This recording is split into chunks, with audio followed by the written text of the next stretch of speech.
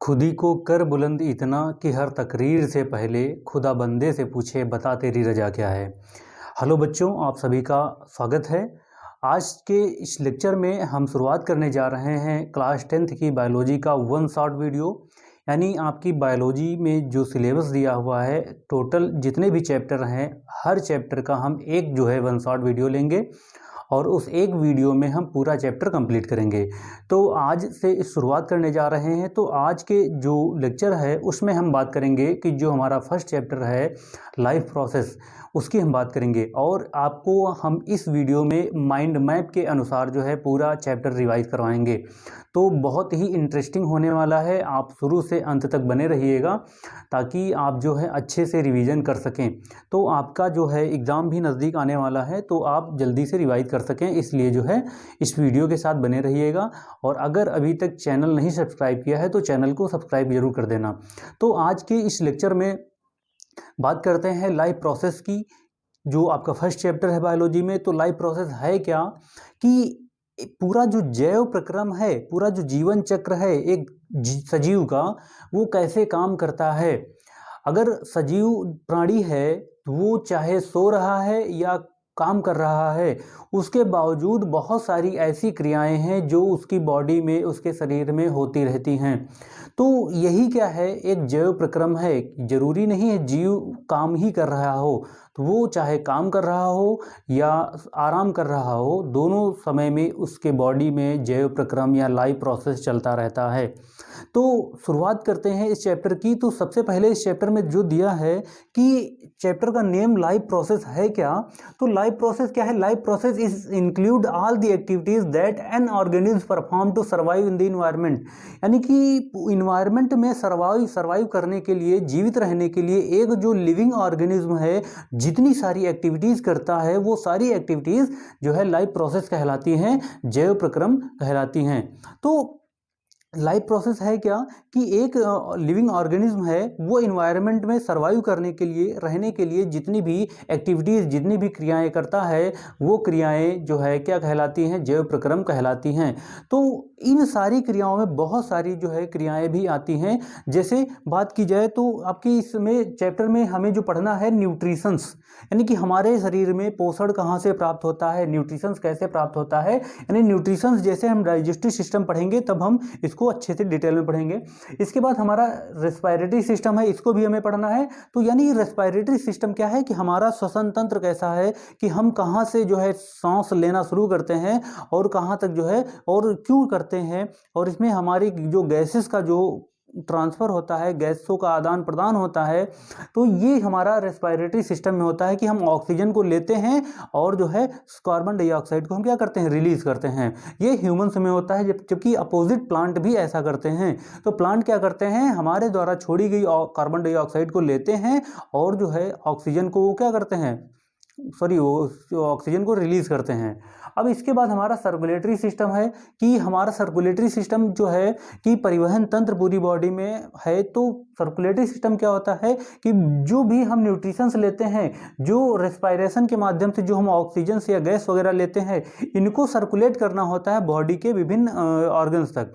In body के विभिन्न organ तक जो है ऑक्सीजन ले जाने का काम या न्यूट्रिशंस ले जाने का काम हमारा कौन करता है? ब्लड करता है। तो सर्कुलेटरी सिस्टम में जितने भी ऑर्गन्स आते हैं वो क्या होते हैं, वो हम पढ़ेंगे। इसके बाद लास्ट वाला हमारा आता है कि लाइफ प्रोसेस में एक्सक्रीटरी सिस्टम क्या होता है। जब भी हमारे शरीर में न्यूट्रिशंस, रेस्पिरेशन और सर्कुलेटरी सिस्टम, सर्कुलेशन तीनों प्रोसेस होती है, तो इस पूरे प्रोसेस में बहुत सारे हमारे शरीर में वेस्ट मटेरियल भी क्या होते हैं? प्रोड्यूस होते हैं। तो वेस्ट मटेरियल को क्या करना होता है? बॉडी से बाहर करना होता है, क्योंकि हमारी बॉडी को उन सारे वेस्ट मटेरियल की ज़रूरत नहीं होती है। तो अगर ज़रूरत नहीं है तो उसको हमें बाहर करना पड़ेगा। तो वो प्रोसेस जो कहलाता है वो एक्सक्रीटरी सिस्टम कहलाता है। तो एक्सक्रीटरी सिस्टम में भी हमारी बॉडी में ऑर्गन्स होते हैं, एक्सक्रीटरी ऑर्गन्स होते हैं जो वेस्ट को बाहर करते हैं। तो ये हम जो है इस पूरे चैप्टर में वन शॉर्ट वीडियो है, तो इस पूरे चैप्टर में हम इसको कवर करेंगे। तो बहुत जल्दी मतलब आपको रिवाइज होने वाला है और बहुत कम समय में पूरा चैप्टर कंप्लीट हो जाएगा। इसके बाद देखते हैं कि आप जब भी लाइव प्रोसेस का जो स्टडी करते हैं तो लाइव प्रोसेस की स्टडी जिस भी ब्रांच के अंतर्गत करते हैं तो वो ब्रांच हमारी क्या कहलाती है, फिजियोलॉजी कहलाती है। यानी फिजियोलॉजी के अंतर्गत हम क्या करते हैं, इस लाइव प्रोसेस को हम जो स्टडी करते हैं जिसमें हमारा न्यूट्रिशंस, रेस्पिरेशंस, सर्कुलेटरी सिस्टम और हमारा क्या है एक्सक्रेटरी सिस्टम जो है क्या होता है इसमें आता है लाइव प्रोसेस में। तो ये हमारा जो है बेसिक हो गया, इंट्रोडक्शन है। अब हम क्या करते हैं, हम शुरुआत करते हैं हमारा न्यूट्रिशंस, है ना, डाइजेस्टिव सिस्टम। तो डाइजेस्टिव सिस्टम होता क्या है कि जितने भी it's provide energy for all the biological activities in the body, कि हमारे बॉडी में जितनी भी बायोलॉजिकल एक्टिविटीज होती हैं उन सभी बायोलॉजिकल एक्टिविटीज को क्या करता है, एनर्जी प्रोवाइड करवाने का काम कौन करता है, हमारा जो है डाइजेस्टिव सिस्टम करता है। कि जब भी हम फूड लेते हैं माउथ के माध्यम से तो वो हमारा डाइजेस्टिव सिस्टम में जाता है और वहाँ से फिर क्या होता है, फूड का डाइजेशन होता है और वहाँ से जो है न्यूट्रिशंस रिलीज होते हैं। तो ये एनर्जी प्रोड्यूस होती है। तो एनर्जी जो है विभिन्न ऑर्गन्स को क्या करती है, ट्रांसफर होती है। अलग अलग अंग जो है अलग अलग कार्य करने के लिए बने होते हैं। इन ऑर्गन्स को क्या होता है, एनर्जी की जरूरत होती है, फिर जो ये ऑर्गन्स काम करते हैं। तो आइए शुरुआत करते हैं हम डाइजेस्टिव सिस्टम से।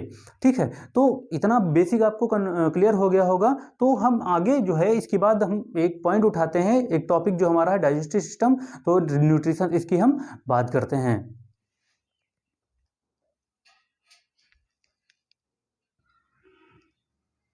तो न्यूट्रिशन जो है, न्यूट्रिशंस क्या है कि in the living world all the living things require energy, है ना। इन दी लिविंग वर्ल्ड, जो हमारा लिविंग वर्ल्ड है उसमें जितने भी लिविंग ऑर्गेनिज्म हैं वो क्या करते हैं, उनके लिए एनर्जी रिक्वायरमेंट होती है कार्य करने के लिए, वर्क करने के लिए। तो न्यूट्रिशन क्या होता है, तो न्यूट्रिशन होता है in the living world all the living things required energy. और ये एनर्जी कहाँ से प्राप्त करते हैं, अपनी जो है फूड के माध्यम से, जो जैसे एनर्जी कार्बोहाइड्रेट, फैट, प्रोटीन, है ना, ये जो है इस रूप में जो है वो एनर्जी को प्राप्त करते हैं। तो न्यूट्रिशन से क्या होता है कि जितने भी हमारे लिविंग ऑर्गेनिज्म हैं वो अपने सर्वाइव के लिए न्यूट्रिशन प्राप्त करते हैं फूड के माध्यम से। तो न्यूट्रिशन कितने टाइप्स का होता है, मोड ऑफ न्यूट्रिशन। तो mode of nutrition two types का होता है, एक होता है ऑटोट्रॉपिक न्यूट्रिशन और दूसरा होता है हमारा हेट्रोट्रॉपिक न्यूट्रिशन। ऑटोट्रॉपिक न्यूट्रिशन वो होता है जिसमें जितने भी प्लांट्स होते हैं वो हमारे ऑटोट्रॉपिक न्यूट्रिशन के अंतर्गत आते हैं, क्योंकि ऐसे ऑर्गेनिज्म जो अपना फूड स्वयं बनाते हैं, है ना, अपना फूड स्वयं बनाते हैं, वो ऑटोट्रॉपिक न्यूट्रिशन कहलाता है। तो ऐसे स्वपोषी, हिंदी में इसको स्वपोषी बोलते हैं। और इसमें जितने भी एग्जांपल्स आते हैं वो जो है आपके प्लांट्स होते हैं, सारे प्लांट्स जो है ऑटोट्रॉपिक न्यूट्रिशन होते हैं। और ये अपना भोजन कैसे बनाते हैं, तो फोटोसिंथेसिस प्रोसेस के माध्यम से। यानी कि जो फोटोसिंथेसिस होती है,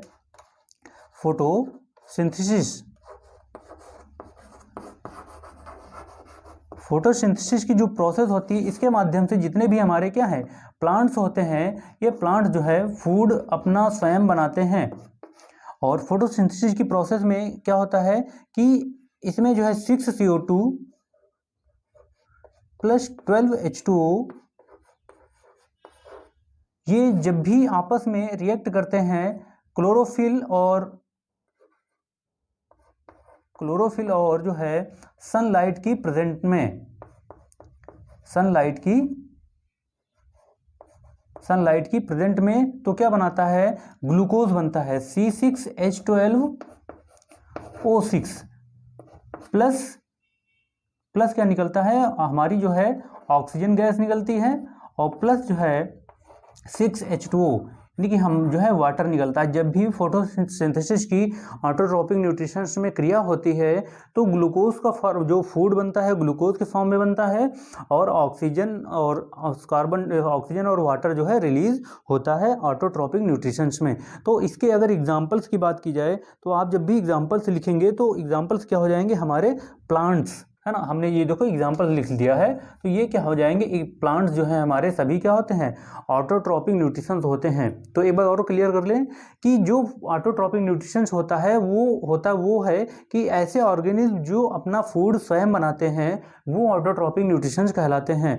और अपना भोजन स्वयं कौन बनाते हैं, हमारे प्लांट्स बनाते हैं। किस प्रोसेस के माध्यम से, तो वो फोटोसिंथेसिस की जो है प्रोसेस के माध्यम से जो है अपना फूड बनाते हैं, जिसमें से कार्बन डाइऑक्साइड और वाटर जो है मिल के जो है क्लोरोफिल की प्रेजेंस में और सनलाइट की प्रेजेंस में रिएक्ट करके जो है फूड बनाते हैं ग्लूकोज के फॉर्म में, और प्लस जो है ऑक्सीजन रिलीज होती है और वाटर जो है बनता है।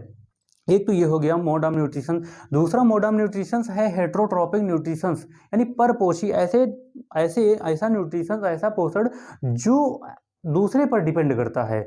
ऐसे ऑर्गेनिज्म जो दूसरे पर डिपेंड करते हैं वो कहलाता है हेट्रोट्रॉपिक न्यूट्रिशन।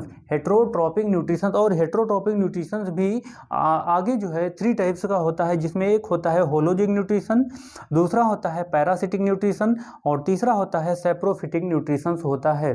तो इसमें हेट्रोट्रॉपिक न्यूट्रिशंस ऐसे जीव जो दूसरे पर डिपेंड होते हैं अपने फूड के लिए, अपने सर्वाइव के लिए, कि है ना अपना भोजन स्वयं नहीं बना सकते।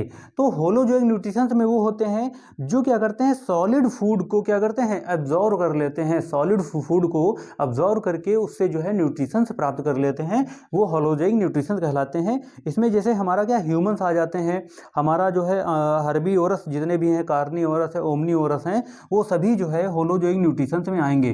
कौन कौन आएंगे, तो हम जो ह्यूमंस होते हैं, है ना, ह्यूमंस आ जाएंगे, हर्बीवोरस आ जाएंगे, कार्निवोरस आ जाएंगे, ओमनीवोरस आ जाएंगे, अमीबा आ जाएगा, और जो है हमारे पैरामीशियम आ जाएंगे। तो ये जो है ये हमारे क्या है, होलोजोइक न्यूट्रिशंस करते हैं, कि होलोजोइक न्यूट्रिशंस में सभी आ जाते हैं, कार्निवोरस, ओमनीवोरस और हर्बीवोरस, और प्लस हमारा ह्यूमन, अमीबा और पैरामीशियम होलोजोइक न्यूट्रिशन करते हैं।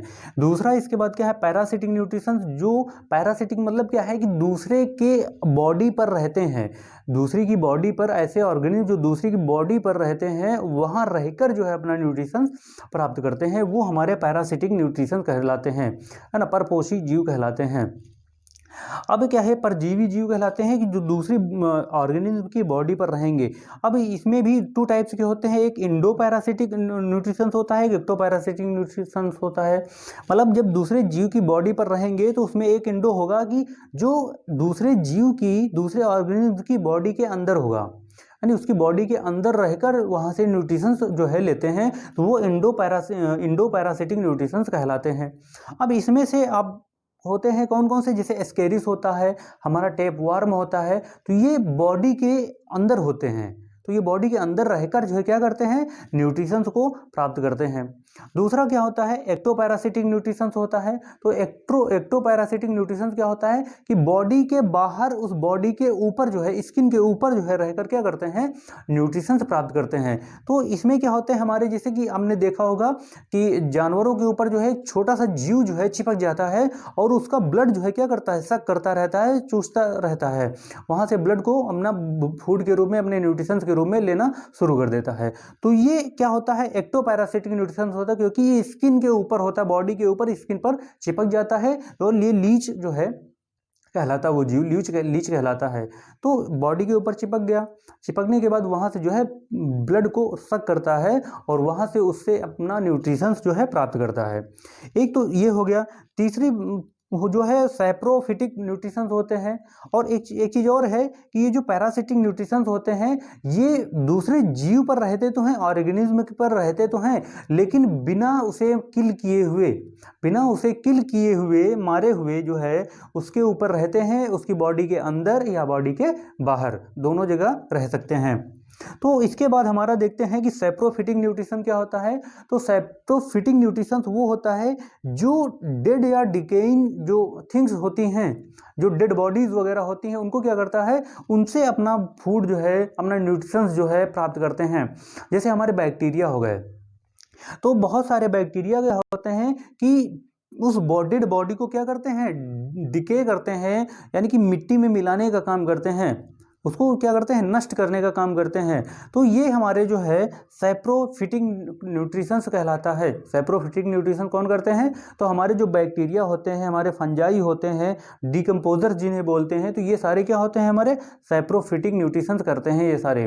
तो सैप्रोफिटिक न्यूट्रिशन क्या होगा कि जो डेड एंड डिकेइंग जो थिंग्स होती हैं उनसे न्यूट्रिशंस प्राप्त करना सैप्रोफिटिक न्यूट्रिशंस कहलाता है। तो इतना जो है आपको क्लियर हो गया होगा कि न्यूट्रिशन है क्या। तो न्यूट्रिशन हमने एक बार रिवाइज कर लेते हैं। न्यूट्रिशन क्या है, न्यूट्रिशन ऐसा और लिविंग ऑर्गेनिज्म जो अपने लाइफ को सर्वाइव करने के लिए, लाइफ को जीने के लिए जो है विभिन्न माध्यम से क्या करता है, फूड को प्राप्त करता है, उस फूड से न्यूट्रिशन को प्राप्त करता है, भोजन को प्राप्त करता है, एनर्जी को प्राप्त करता है, न्यूट्रिशन कहलाता है। और न्यूट्रिशंस भी टू टाइप्स के होते हैं, एक ऑटोट्रोपिक न्यूट्रिशन और हेटरोट्रोपिक न्यूट्रिशन।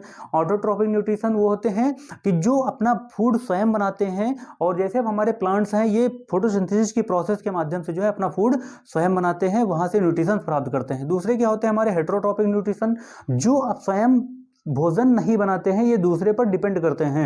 उसमें भी 3 टाइप्स के होते हैं। एक होलोजोइक होता है, ऐसे जीव जो क्या करते हैं, सॉलिड जो है फूड को क्या करते हैं, डाइजेस्ट करते हैं, वहाँ से न्यूट्रिशन प्राप्त करते हैं। हम लोग जैसे दाल चावल वगैरह खाते हैं तो उससे जो है फूड को, ये भी क्या है, डिपेंड करते हैं हमारे ऑटोट्रोपिक न्यूट्रिशन के ऊपर। तो इसमें ह्यूमन आते हैं, हमारे हर्बीवोरस, कार्निवोरस, ओमनीवोरस, ये सभी जो है क्या होते हैं, डिपेंड होते हैं दूसरे के ऊपर। दूसरा हमारा होता है पैरासिटिक न्यूट्रिशन। इस पैरासिटिक न्यूट्रिशन में 2 टाइप के होते हैं। ये बिना दूसरे जीव के को किल किए हुए जो है इसके ऊपर जो है क्या करते हैं, न्यूट्रिशन उससे प्राप्त करते हैं। तो हमारे जो इंडो पैरासिटिक और एक्टो पैरासिटिक हैं, ये क्या करते हैं, बिना दूसरे जीव को, ऑर्गेनिज्म को किल किए हुए उनसे अपना न्यूट्रिशंस प्राप्त करते हैं। तो एक बॉडी के अंदर रहते हैं, जैसे हमारे जो है स्केरिस वगैरह, टेपवर्म हो गया। दूसरे हमारे क्या है, एक्टो पैरासिटिक होते हैं, जो बॉडी के बाहर रहते हैं, बॉडी के ऊपर, लीच जैसे होता है इसका एग्जांपल। दूसरे हमारे सैप्रोफिटिक जो होते हैं, ये क्या करते हैं, डेड एंड डिकेइंग मटेरियल से जो क्या करते हैं, अपना न्यूट्रिशन प्राप्त करते हैं। इसमें आपके जो है क्या आ जाएंगे, फंजाई आ जाएगा, बैक्टीरिया आ जाएंगे, है ना, और हमारे जो है आगे बहुत सारे ऑर्गेनिज्म हैं अब जो सैप्रोफिटिक न्यूट्रिशंस करते हैं। तो ईटीसी हमने लगा दिया। तो आपको यहाँ तक क्लियर हो गया होगा। तो अब हम देख लेते हैं कि हमारे बॉडी में, ह्यूमन बॉडी में जो फूड का डाइजेशन कैसे होता है, यानी कि फूड कहाँ से स्टार्ट होता है और फूड कहाँ तक जाता है। तो न्यूट्रिशन हमने समझ लिया है, अब हम समझ लेते हैं डाइजेशन हमारा क्या है, कि डाइजेशन, फूड का डाइजेशन कैसे होता है, कहाँ से स्टार्ट होता है। तो इसको हम समझ लेते हैं।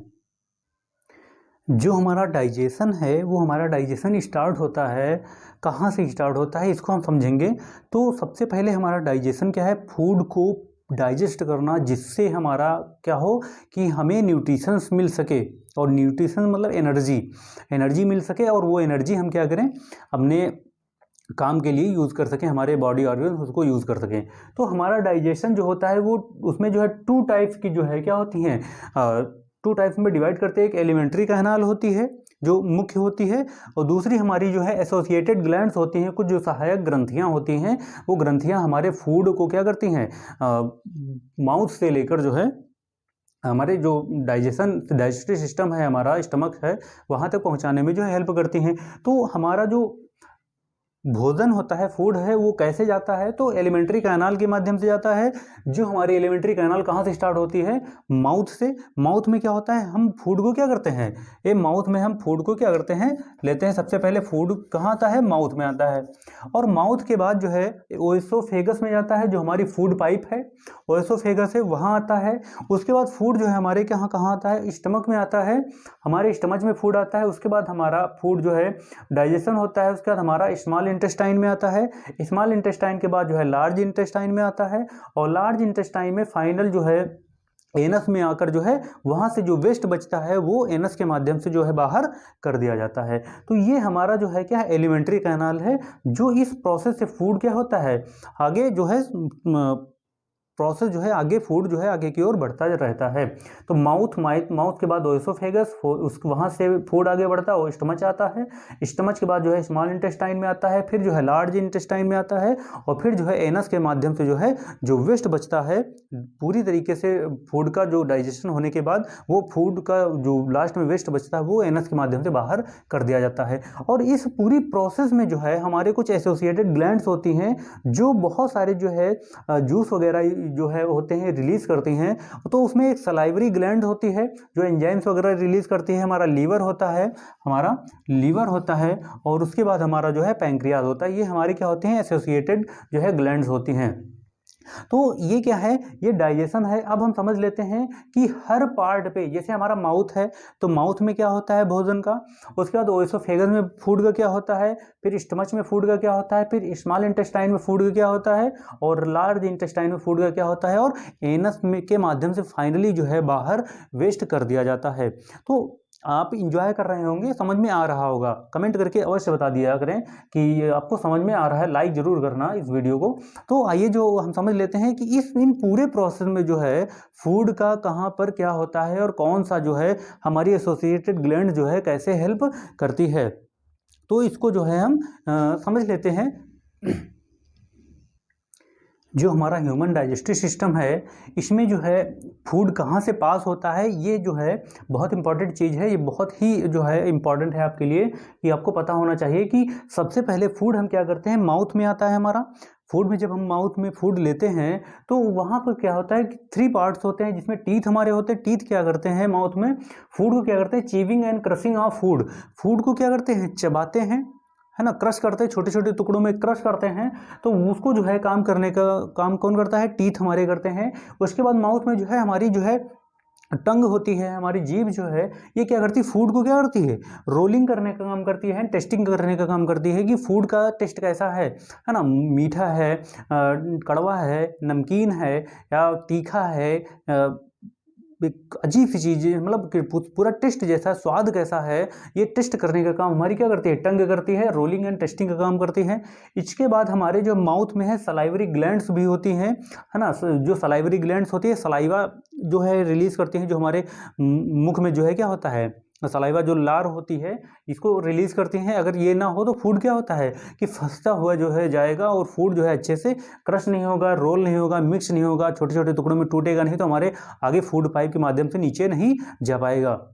तो ये क्या करते हैं, सलाइवा ग्लैंड जो है क्या करती हैं, सलाइवा एमाइलेज जो है एंजाइम को क्या करती हैं, सेक्रेट करती हैं। वो जब भी रिलीज होता है एमाइलेज एंजाइम जो है ये फूड में मिक्स होता है, और मिक्स होने के बाद क्या करता है, उसको आगे ले जाने में जो है बहुत हेल्प मिलती है सलाइवा एमाइलेज के माध्यम से।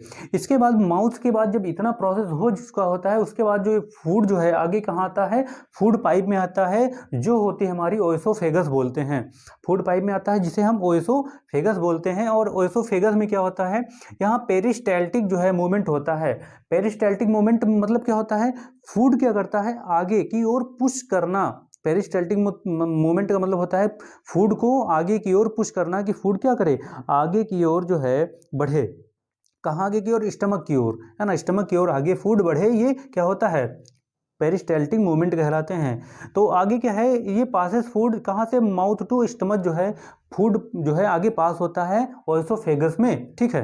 तो इसके बाद क्या है, हमारा स्टमक आता है, थर्ड पॉइंट जो स्टमक है। तो यहाँ क्या होता है कि स्टमक में हमारे गैस्ट्रिक ग्लैंड्स होते हैं, और इन गैस्ट्रिक ग्लैंड्स में जो है क्या होता है, गैस्ट्रिक जूस रिलीज होता है ना, गैस्ट्रिक जूस जो है रिलीज होता है। और इस जूस में जो है कौन कौन से, पेप्सिन, एचसीएल और म्यूकस, ये 3 चीज़ें जो है रिलीज होती हैं। तो पेप्सिन का फंक्शन क्या है, वर्ग क्या है पेप्सिन का, तो पेप्सिन क्या करता है, ब्रेक डाउन ऑफ प्रोटीन, है ना, प्रोटीन को क्या करता है, तोड़ने का काम करता है। छोटे छोटे टुकड़ों में पेप्सिन क्या करता है, तोड़ने का काम करता है, ब्रेक डाउन ऑफ प्रोटीन को डाइजेस्ट करने का काम करता है। दूसरा हमारा एचसीएल क्या करता है, एचसीएल जो है फूड को एसिडिक जो है फूड का एसिडिक मीडियम जो है क्या करता है, प्रोवाइड करवाता है कि एक एसिडिक मीडियम बनाएगा तो वहाँ फूड का जो है डाइजेशन होगा।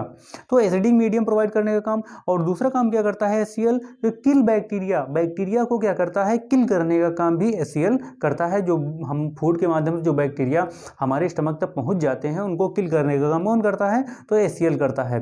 दूसरा क्या है, हमारा जो आगे म्यूकस है, तो ये म्यूकस क्या करता है, तो म्यूकस क्या करता है, protect inner lining of stomach, यानी कि हमारी जो स्टमक की जो इनर लाइनिंग होती है उसको प्रोटेक्ट करने का, मतलब चिकनापन प्रदान करने का काम जो है हमारा क्या करता है, म्यूकस करता है। नहीं अगर ऐसा ना हो तो जख्मी हो जाए, है ना, कि वो है ना, वो ब्लड जो है क्या हो, निकलने लगेगा, तो जो है उसको प्रोटेक्ट करने का काम हमारा म्यूकस करता है।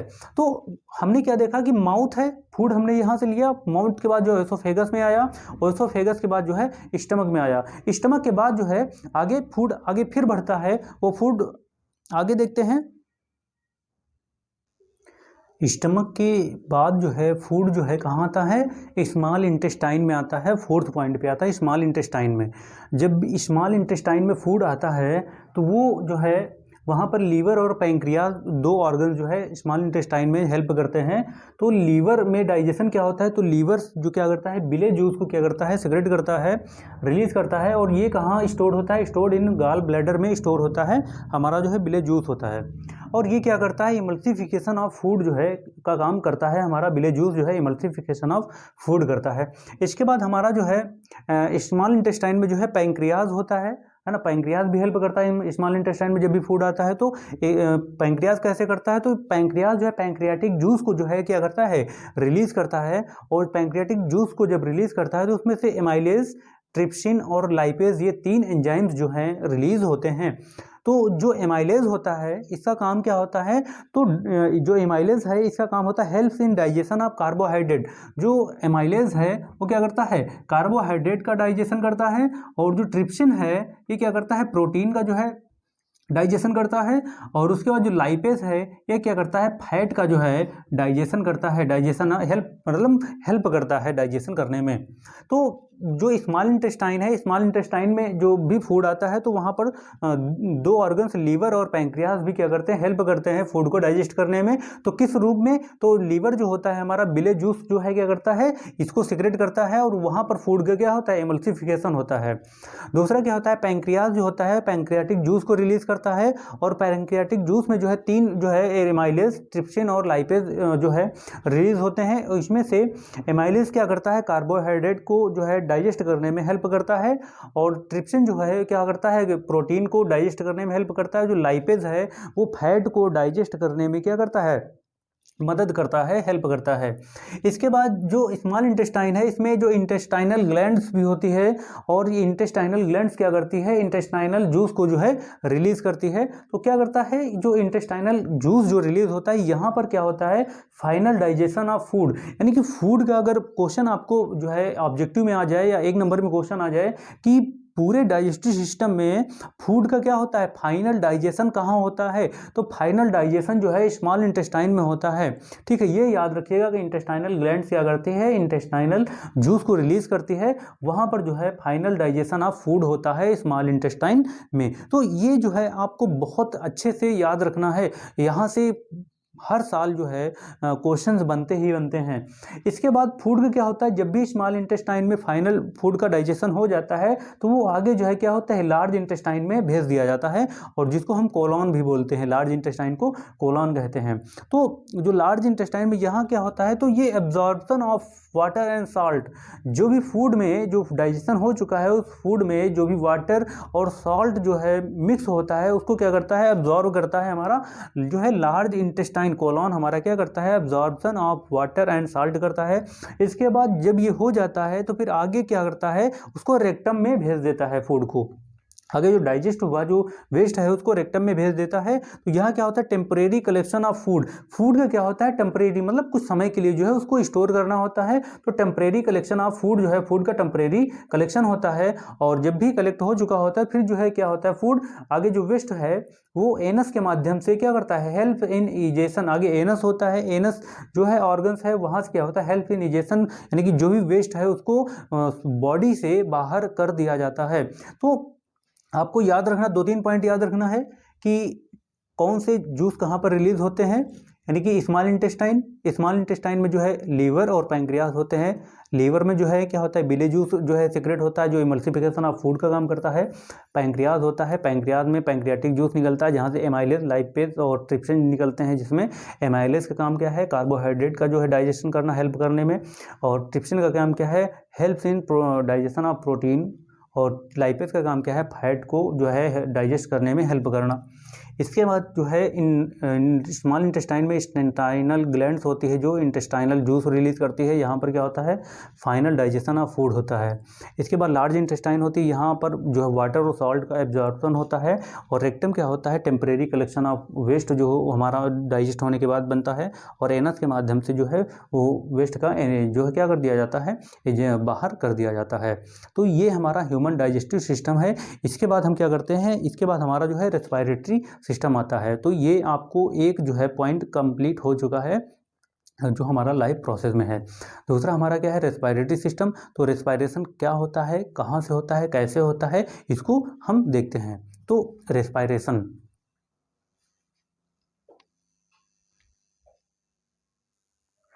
हमारा रेस्पिरेटरी सिस्टम है, ह्यूमन रेस्पिरेटरी सिस्टम। ये क्या होता है, तो सबसे पहले देख लेते हैं कि ब्रीदिंग एंड रेस्पिरेशन में डिफरेंस क्या है। कि हमारा जो ह्यूमन रेस्पिरेटरी सिस्टम है इसमें ब्रीदिंग और रेस्पिरेशन इन दोनों में डिफरेंस क्या है। तो ब्रीदिंग को भी आगे जो है इनहेलेशन और एक्सहेलेशन जो है बोलते हैं। तो जो सबसे पहले जो रेस्पिरेशन होता है इसमें क्या होता है कि breaking down of glucose to produce energy. यानी यहाँ क्या होता है कि ग्लूकोज का क्या होता है, ब्रेक होना होता है। ग्लूकोज ब्रेक होता है तो एनर्जी प्रोड्यूस होती है।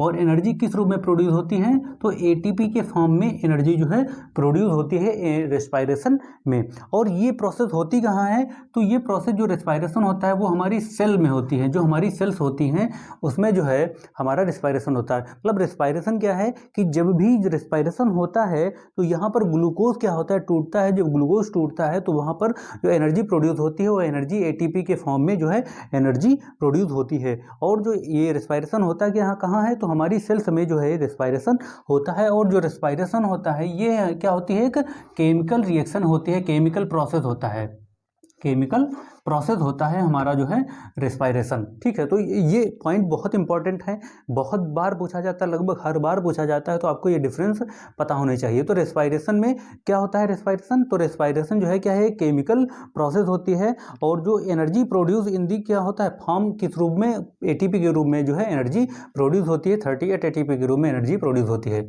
अब यहाँ से ब्रीदिंग क्या होता है कि ब्रीदिंग में क्या होता है, एक्सचेंजेस ऑफ गैसेस। हम लोग क्या करते हैं, गैस का एक्सचेंज करते हैं कि हम बाहर से जो गैस लेते हैं और हमारा बाहर से ऑक्सीजन लेते हैं और CO2 को रिलीज कर देते हैं। तो एक्सचेंजेस ऑफ गैसेस जो है हमारा ब्रीदिंग कहलाता है। क्या होता है, एक्सचेंजेस ऑफ गैसेस ब्रीदिंग कहलाता है। समझ रहे हैं ना, एक्सचेंजेस ऑफ गैसेस ब्रीदिंग कहलाता है। तो इसमें क्या होता है, ये इनहेलेशन और एक्सहेलेशन होता है। इनहेलेशन में क्या होता है कि हम जब सांस लेते हैं, जब हम सांस लेते हैं तो क्या होता है, CO2 हमारी बॉडी में अंदर जाती है। ठीक है, जब हम सांस लेते हैं वो एयर जो हमारी जाती है तो वो ऑक्सीजन हमारे शरीर में जाती है और हमारे लंग्स तक जाती है ऑक्सीजन हमारे। तो इनहेलेशन में क्या होता है कि हम ऑक्सीजन को क्या करते हैं, लेते हैं, ऑक्सीजन को लेते हैं, ये ऑक्सीजन हमारे लंग्स तक जाती है। और वो लंग्स क्या करते हैं, वहाँ से जो है आगे प्यूरीफाई करते हैं। प्यूरीफाई करने के बाद जो है ब्लड में ऑक्सीजन को मिक्स कर देता हो जाता है और फिर जो है CO2 बचती है, उस CO2 को फिर जो है रिलीज कर देते हैं। तो इनहेलेशन में क्या होता है कि ऑक्सीजन जो है क्या होती है, हम अंदर लेते हैं और यहाँ पर जो है क्या होती है, एनर्जी प्रोड्यूस नहीं होती है। तो एनर्जी जो है इनहेलेशन में एनर्जी प्रोड्यूस नहीं होती है। और एक्सहेलेशन में क्या होता है कि जब हम बाहर करते हैं, जैसे हमने सांस लिया है ना, फिर छोड़े, तो ये क्या होता है, और यहाँ पर जब रिलीज हुई तो ये CO2 जो है क्या होती है, एक्सहेलेशन में CO2 बाहर की ओर निकलती है। और जब बाहर की ओर निकलती है तो यहाँ पर क्या होता है, वेस्ट है हमारी बॉडी में, जो कि हमारे बॉडी को ज़रूरत CO2 की नहीं होती है। जब बॉडी में CO2 की ज़रूरत नहीं है तो उसको क्या कर देते हैं, एक्सहेलेशन के माध्यम से बाहर कर देते हैं। तो ये आपको डिफरेंस छोटा सा है, पता हो गया होगा। तो ये एक क्या है, फिजिकल रिएक्शन होती है, वहाँ केमिकल प्रोसेस है। ये क्या है, ये जो है एक फिजिकल प्रोसेस है, ये याद रखना, फिजिकल प्रोसेस है। ठीक है। तो ब्रीदिंग क्या है, एक फिजिकल प्रोसेस, रेस्पायरेशन क्या है, केमिकल प्रोसेस है। तो अब क्या है, आगे हम देखते हैं टाइप्स ऑफ रेस्पायरेशन। रेस्पायरेशन कितने प्रकार का होता है, तो रेस्पायरेशन 2 टाइप्स का होता है, एक एरोबिक रेस्पायरेशन, एक जो है एनएरोबिक रेस्पायरेशन। ऑक्सीश्वसन और अनऑक्सीश्वसन 2 बोलते हैं इसको।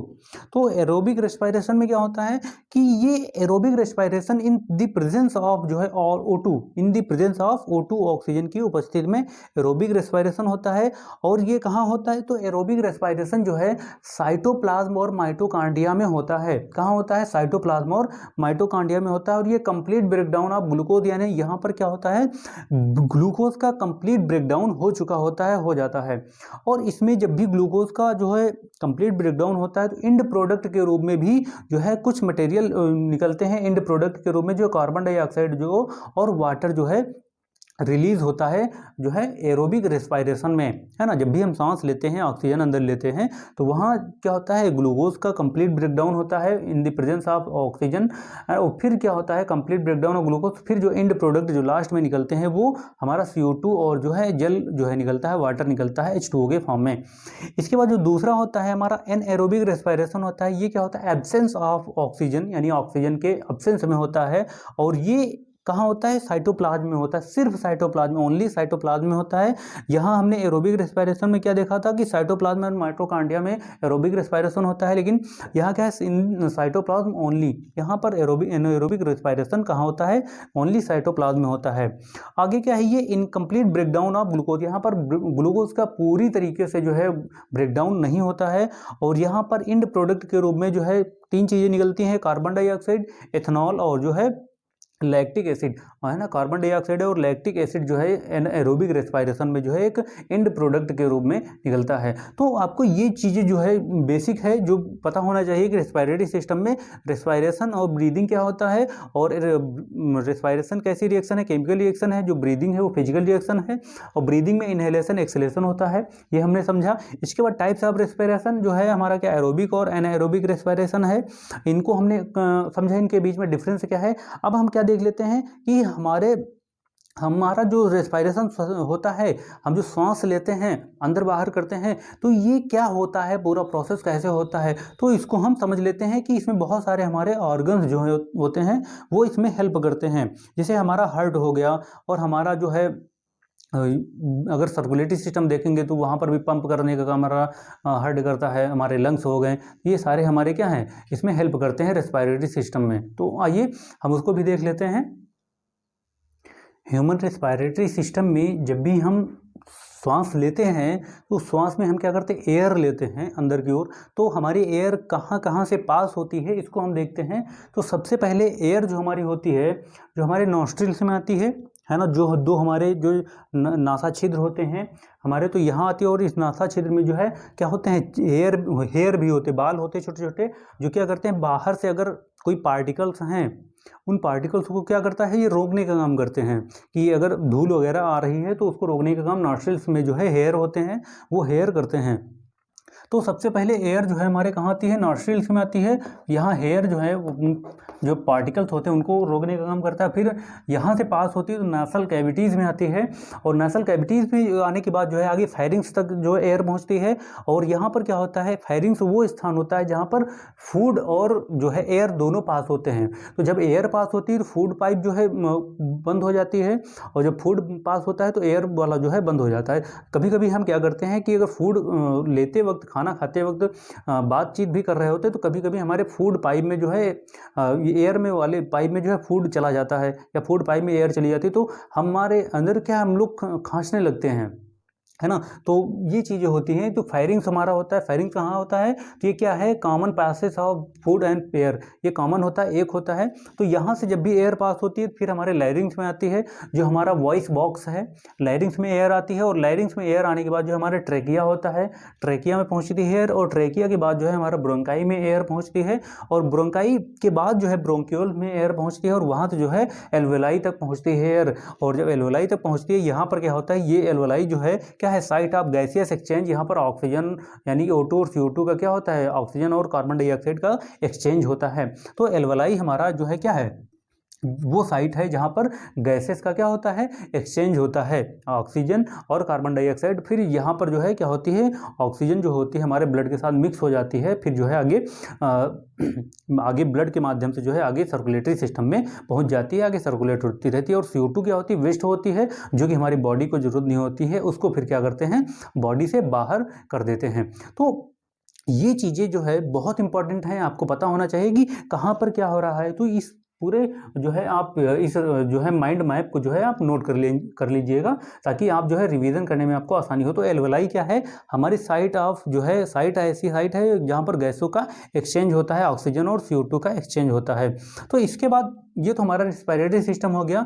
इसके बाद क्या है, हमारा जो है सर्कुलेटरी सिस्टम है कि हमारा हम इतना तो हमारा हो गया, डाइजेशन भी हो गया, हमारा रेस्पिरेशन भी हो गया, उसके बाद हमारा सर्कुलेशन होना है। तो सर्कुलेटरी सिस्टम की पूरी बॉडी में जो न्यूट्रिशन हम ले रहे हैं, जो ऑक्सीजन ले रहे हैं, ये कैसे जा रहा है पूरी बॉडी के ऑर्गन्स तक, क्योंकि हमारी बॉडी ऑर्गन जो है अलग अलग का वर्क करने के लिए बने हुए हैं, तो सभी एक साथ मिलकर काम करते हैं। तो वहाँ सर्कुलेशन ज़रूरी है, और सर्कुलेशन में न्यूट्रिशन ज़रूरी है, एनर्जी ज़रूरी है, गैस ज़रूरी है ना, ऑक्सीजन ज़रूरी है। तो वो कैसे जाती है, ब्लड के माध्यम से। तो अब जो है इसके बाद जो है हम क्या देखते हैं कि ह्यूमन सर्कुलेटरी सिस्टम, मानव परिवहन तंत्र बोलते हैं, परिसंचरण तंत्र, परिवहन तंत्र जो भी बोलें, तो ये सर्कुलेटरी सिस्टम कहलाता है। तो आइए उसको भी जो है समझ लेते हैं अच्छे। ह्यूमन सर्कुलेटरी सिस्टम, इसमें कुछ कंपोनेंट्स हैं वो बहुत इंपॉर्टेंट हैं कि ह्यूमन सर्कुलेटरी सिस्टम में कौन कौन से हमारे ऑर्गन्स जो हैं या कंपोनेंट्स जो हैं यूज़ होते हैं।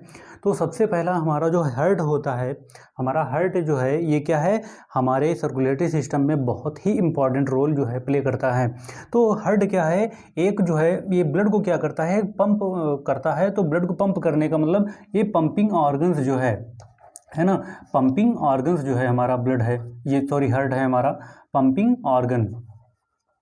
अगर पूछा जाए कि हमारा हार्ट क्या है, तो पंपिंग ऑर्गन जो है हमारा है, कौन, हमारा हार्ट जो है पंपिंग ऑर्गन है। ठीक है, तो ये क्या करता है, ब्लड को पंप करने का काम करता है। इसके बाद हमारे बॉडी में जो है सर्कुलेटरी सिस्टम में ब्लड वेसल्स होती हैं बहुत सारी। तो इन ब्लड वेसल्स में हमारी 3 टाइप्स की ट्यूब्स होती हैं, जिनसे ब्लड होकर क्या होता है, सर्कुलेट होता है। तो 3 कौन कौन सी, आर्टरीज, वेन्स और जो हमारी कैपिलरीज होती हैं। तो पहली हमारी क्या हो जाए, आर्टरीज हो गई हमारी, दूसरी वेन्स हो गई जो ब्लड को सर्कुलेट करती हैं, और तीसरा हमारा क्या हो गई, कैपिलरीज हो गई हमारी, कैपिलरीज हो गई। तो ये हमारे ब्लड वेसल्स हैं जो हमारी बॉडी में जो क्या करती हैं, ब्लड को सर्कुलेट करने का काम करती हैं। इसके बाद हमारे बॉडी में जो है क्या होता है कि जो ब्लड है सर्कुलेटरी सिस्टम में जो मेन पार्ट है, तो उसमें प्लाज्मा भी होता है। तो प्लाज्मा क्या है, तो प्लाज्मा जो है क्या होता है, येलोइश कलर का होता है। प्लाज्मा क्या होता है, येलोइश कलर का होता है। आपने देखा भी होगा, जब भी चोट लगती है तो चोट के बाद जब जख्म जो है सही होने लगता है, तो वहाँ पर जो है येलोइश कलर का जो है प्लाज्मा जो होता है येलोइश कलर का निकलने लगता है। तो प्लाज्मा क्या है, येलोइश कलर का होता है। अब इसका काम क्या है, transportation of digested food, CO2 waste और हार्मोन्स, है ना। तो प्लाज्मा का काम क्या होता है कि transportation of digested food, CO2 waste और हार्मोन्स, इनका जो है क्या करता है, ट्रांसपोर्टेशन करता है हमारा प्लाज्मा। इसके बाद हमारे जो RBC होते हैं, जो RBC हैं, इनको हम एरिथ्रोसाइट्स बोलते हैं। अगर RBC को हम साइंस लैंग्वेज में देखें तो क्या बोलते हैं, तो एरिथ्रोसाइट्स बोलते हैं, एरिथ्रोसाइट्स बोलते हैं हम RBC को। ठीक है, तो ये याद रखना कि RBC को क्या बोलते हैं, एरिथ्रोसाइट्स बोलते हैं। और ये क्या होती है, सर्कुलर भी हो सकती हैं, बाइना केव होती हैं, डिस्क हो सकती हैं, और या हमारे जो है क्या होती हैं, डिस्क शेप में हो सकती हैं। तो 3 शेप्स हो सकते हैं। तो क्या हो सकता है कि सर्कुलर यानी कि पूरा राउंड सर्कुलर हो सकती है, बाइना केव हो सकती हैं, या डिस्क शेप में हो सकती हैं। और ये क्या करती हैं, हीमोग्लोबिन इन हेल्प RBC इन O2 ट्रांसपोर्ट, यानी कि RBC में जो हीमोग्लोबिन होता है वो क्या करता है कि ऑक्सीजन को ट्रांसपोर्ट करने का काम करता है। ठीक है, यानी कि जो RBC में हीमोग्लोबिन होता है वो क्या करता है, ऑक्सीजन को ट्रांसपोर्ट करने का काम करता है। तो RBC हो गया। इसके बाद हमारा जो है WBC भी हमारे ब्लड में होती हैं। तो WBC को हम क्या बोलते हैं, WBC जो हमारी होती हैं वो ल्यूकोसाइट्स कहलाती हैं, है ना। ल्यूकोसाइट्स क्या कहलाती हैं, ल्यूकोसाइट्स कहलाती हैं। हमारी जो है WBC होती है, ल्यूकोसाइट्स कहलाती हैं। तो इन्हें वाइट ब्लड सेल्स भी बोलते हैं। क्या बोलते हैं? वाइट ब्लड सेल्स कहते हैं हमारे WBC को। ये क्या होती है? लार्ज होती हैं, यानी बहुत लंबी लंबी होती हैं, और न्यूक्लियोटाइड होती हैं, और दूसरा कलरलेस होती हैं WBC हमारी। अब ये क्या करती हैं? क्या करती है? Produce antibody to kill pathogens, यानी कि WBC क्या करती हैं? एंटीबॉडी को क्या करती हैं? एंटीबॉडी को प्रोड्यूस करती हैं। और जो एंटीबॉडी को प्रोड्यूस करेंगी तो वो किस लिए करती हैं? किल जो पैथोजेंस होते हैं, किल करने के लिए पैथोजेंस को। जैसे हमारे बैक्टीरिया हो गए, हमारे बॉडी में अगर बैक्टीरिया वगैरह आ जाते हैं तो उनको क्या करती हैं? किल करने का काम करते हैं हमारी WBC। ठीक है, तो वायरस होते हैं उसको किल करने का काम करती हैं। आगे हमारे प्लेटलेट्स हैं। तो प्लेटलेट्स क्या होते हैं? इन्हें थ्रोम्बोसाइट्स बोलते हैं। प्लेटलेट्स क्या बोलते हैं? थ्रोम्बोसाइट्स बोलते हैं।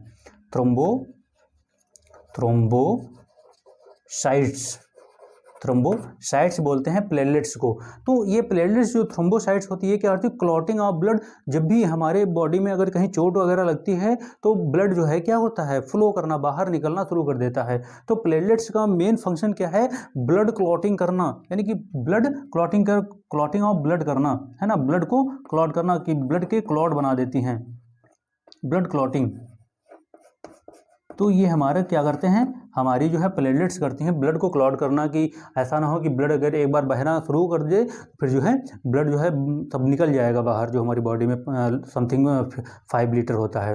तो उसको क्या करना? ब्लड के क्लॉट बना देना ताकि ब्लड रुक जाए। और अगर ये ब्लड क्लॉटिंग नहीं होती है तो क्या होता है कि हमारे प्लेटलेट्स कभी कभी जब डाउन पड़ जाती हैं तो ब्लड क्लॉटिंग नहीं होती है, तो उस समय क्या, अगर थोड़ा सा भी चोट लगी तो ब्लड जो है बाहर की ओर बहना शुरू कर देता है, और फिर जो है हमारे शरीर में क्या होती, बॉडी में ब्लड की डिफिशियंसी हो जाती है। अब क्या है कि सर्कुलेशन कैसे होता है, कि पूरी बॉडी में ब्लड का सर्कुलेशन कैसे होता है, तो ये हमने कुछ जो है डायग्राम आपके लिए बनाया है। बहुत इंपॉर्टेंट है, बहुत सिंपल है, आपके लिए बहुत यूजफुल है। अगर ये समझ गए तो आप ह्यूमन हार्ट जो होता है, उस ह्यूमन हार्ट में ब्लड का सर्कुलेशन कैसे होता है वो आप समझ जाएंगे। तो सबसे पहले क्या होता है कि हमारा लंग्स होता है, जब भी हम रेस्पिरेशन करते हैं, सांस लेते हैं, ऑक्सीजन आती है, तो हमारे लंग्स होते हैं। लंग्स क्या करते हैं? ब्लड में ऑक्सीजन को मिक्स करते हैं, और जब भी मिक्स होता है तो ब्लड जो है आगे की ओर बढ़ता है, और ये पल्मोनरी वेन्स के माध्यम से ऑक्सीजनेटेड ब्लड जो है आता है। तो ये हमारे लेफ्ट एट्रियम में आता है, और लेफ्ट एट्रियम में जब ब्लड आता है तो ये ब्लड जो है लेफ्ट एट्रियम में जो है कलेक्ट होता है, और कलेक्ट होने के बाद और समथिंग कितना कलेक्ट होता है वन टाइम में, यानी 70 ml अगर देखा जाए तो 70 ml जो है हमारा ब्लड जो है कलेक्ट होता है। और जब एक बार में कलेक्ट हो गया 70 ml, फिर ये जो है वॉल्व बंद हो जाती है, और फिर जो है हमारा क्या होता है, लेफ्ट वेंट्रिकल वाली वॉल्व ओपन होती है, और फिर ब्लड जो है लेफ्ट एट्रियम से लेफ्ट वेंट्रिकल में आता है। तो यहाँ से यहाँ तक आता है ब्लड हमारा, और उसके बाद जब ये ब्लड यहाँ आता है तो लेफ्ट वेंट्रिकल से ब्लड फिर पुश होता है, पंप होता है, और वो हमारा एओर्टा के माध्यम से जो ब्लड आता है बॉडी ऑर्गन्स तक आता है। तो लंग्स में क्या हुआ कि लंग्स से जो है पल्मोनरी वेन्स ने क्या लिया, ऑक्सीजनेटेड ब्लड लिया, और पल्मोनरी वेन्स के माध्यम से ऑक्सीजनेटेड ब्लड जो है आया हमारा लेफ्ट एट्रियम में आया, और यहाँ पर कलेक्ट हुआ। कलेक्ट होने के बाद फिर जो है पंप हुआ, पंप होने के बाद लेफ्ट वेंट्रिकल में आया, और लेफ्ट वेंट्रिकल में ब्लड फिर पंप हुआ, जो ऑक्सीजनेटेड ब्लड है, तो ऑक्सीजनेटेड ब्लड एओर्टा के माध्यम से, है ना, कहाँ आया, बॉडी ऑर्गन्स तक आया। अब क्या हुआ, जो ब्लड हमारे ऑक्सीजनेटेड ब्लड आया, बॉडी ऑर्गन्स ने यूज़ कर लिया, और उसके बाद उसमें से कुछ वेस्ट बचा, उस वेस्ट को बॉडी ऑर्गन्स से फिर लाने का काम, शुद्ध करने का काम ब्लड करता है, जो इम्प्योर ब्लड होता है।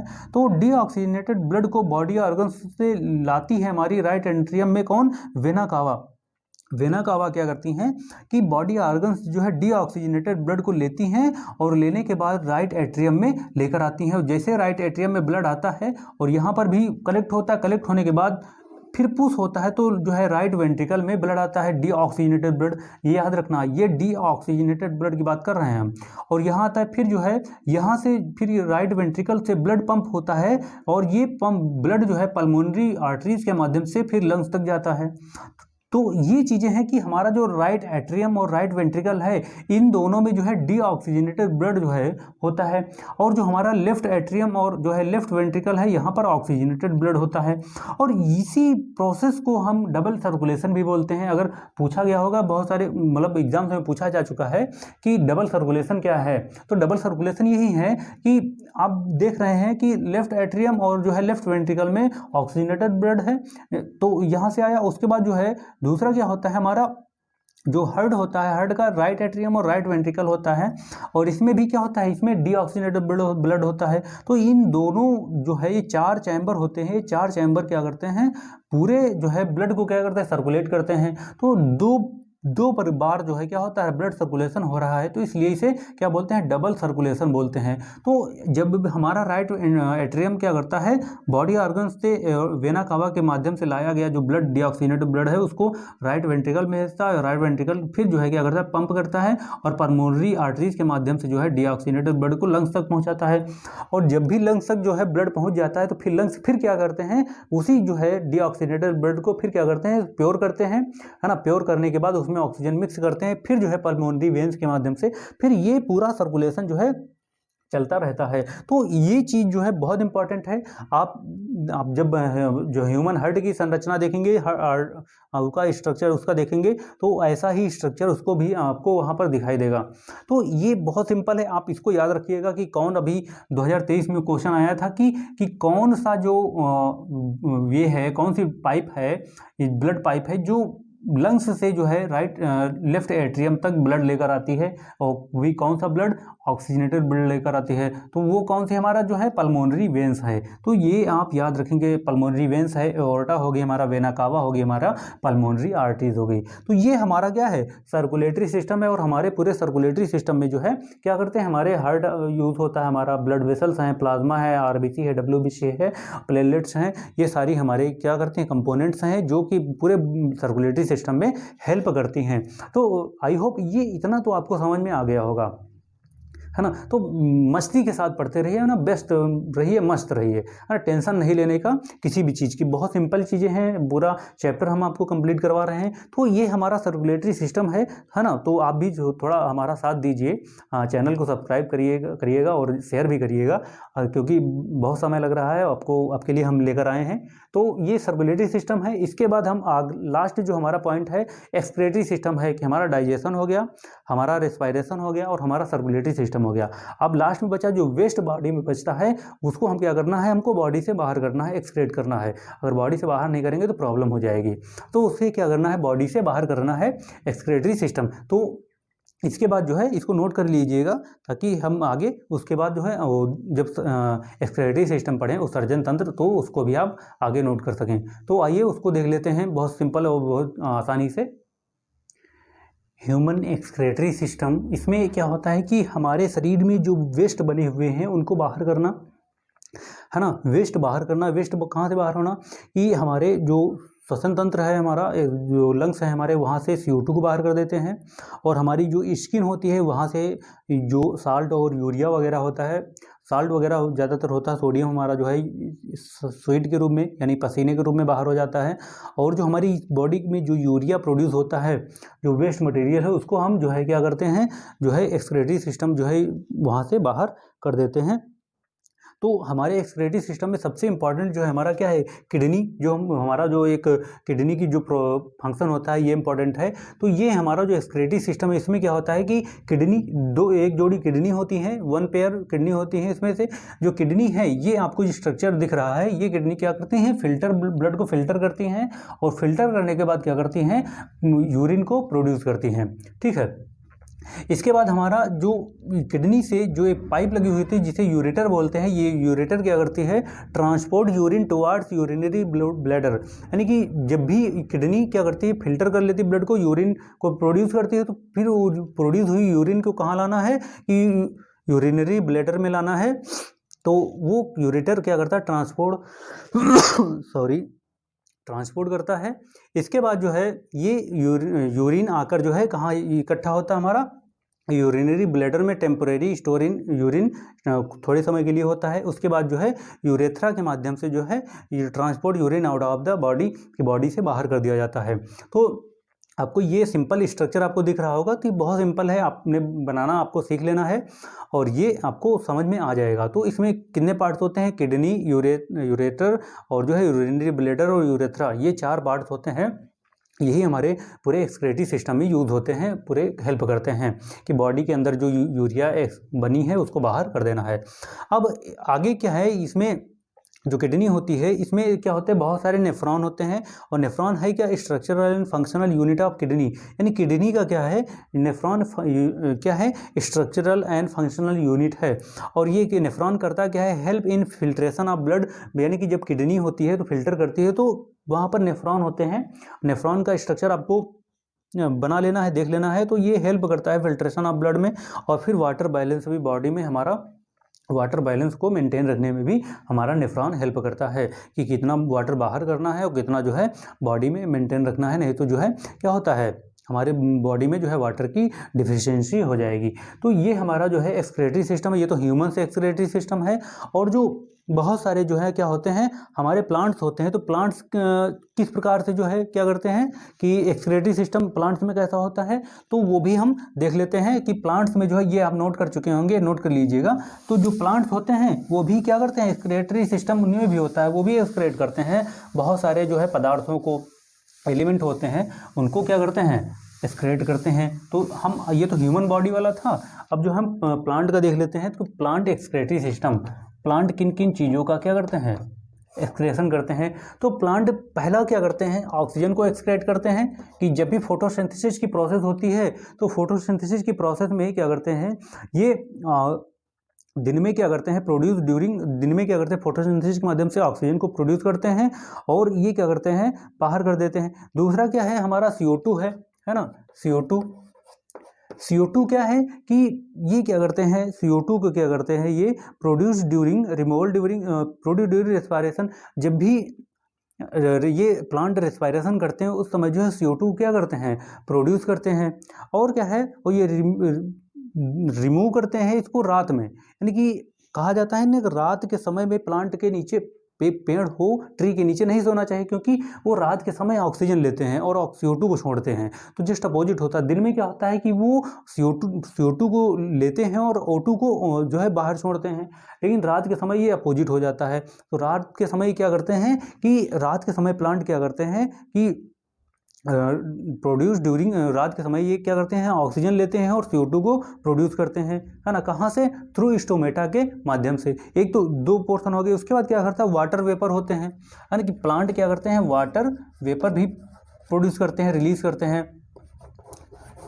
आपने इसको देखा होगा कि प्लांट्स की पत्तियां जो है वाटर वेपर जो है क्या करती है, रिलीज करती हैं, वाटर को निकालती है।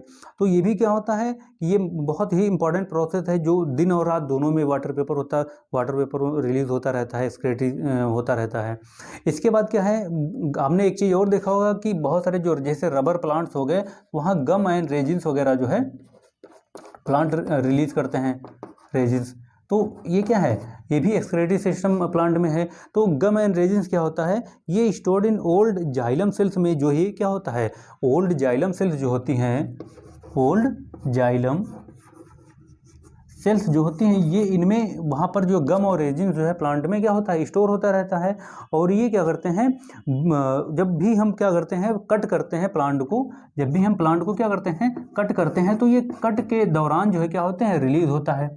कट के दौरान जो क्या होता है, रिलीज होता है गम है रेजिन प्लांट में। तो प्लांट भी क्या करते हैं, ऑक्सीजन को रिलीज करते हैं, CO2 को रिलीज करते हैं, वाटर वेपर को रिलीज करते हैं, बाहर करते हैं, क्योंकि वेस्ट में रहेगा। और गम और रेजिन को भी क्या करते हैं, एक्सक्रीट करते हैं। तो ये ह्यूमन एक्सक्रीटरी सिस्टम है और ये जो हमने देखा, ये प्लांट एक्सक्रीटरी सिस्टम है। तो ये आपका जो पूरा चैप्टर है, ये पूरा चैप्टर हमने कवर कर लिया है वन शॉर्ट वीडियो में। तो आपको समथिंग 1 घंटे का वीडियो होगा, तो आप इस वीडियो को शुरू से लेकर अंत तक पूरा देखिएगा और आपका कैसा फीडबैक रहा है और ये कैसा आपको लगा है लेक्चर, ये हमें ज़रूर बताइएगा, है ना। तो उसके बाद हम दूसरा जो चैप्टर है हमारा उस चैप्टर को भी हम आपके लिए एक शॉर्ट में जो है पूरा कंप्लीट कर देंगे। तो आपको ये वीडियो कैसा लगा हमें कमेंट करके अवश्य बताइएगा, और ज़्यादा से ज़्यादा अपने मित्रों में, फ्रेंड्स में शेयर करिए, और चैनल को सब्सक्राइब जरूर करिएगा, लाइक करिएगा और कमेंट जरूर करके बताइएगा हमें। तो आज के लिए बस इतना ही। नमस्कार, धन्यवाद, व्यस्त रहिए, पढ़ते रहिए, मस्त रहिए, है ना। आई होप आपके बहुत अच्छे मार्क्स आएंगे, हम ईश्वर से कामना करते हैं। नमस्कार।